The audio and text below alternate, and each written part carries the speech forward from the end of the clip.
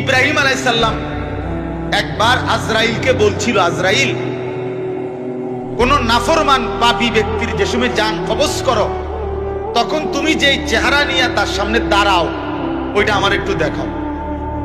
কিতাবে আছে, আজরাইল বলছে ইব্রাহিম আলাইহিস সালামকে যে আল্লাহর কসম আপনি সহ্য করতে পারতেন না। ইব্রাহিম আলাইহিস সালাম বলেন, না, তুমি আমারে দেখাও, আমি দেখুমই। তো আজরাইল ওই আকৃতিটা ধারণ করছে। কোন পাপীর রুহু কবজের সময় উনি যেই চেহারা ধরে, অত্যন্ত নিকৃষ্ট কুৎসিত চেহারা। তো কিতাবে স্পষ্ট আছে, ইমাম কুরতুবী বলেন ইব্রাহিম আলাইহিস সালাম চিৎকার দিয়া বেহুশ হয়ে গেছে।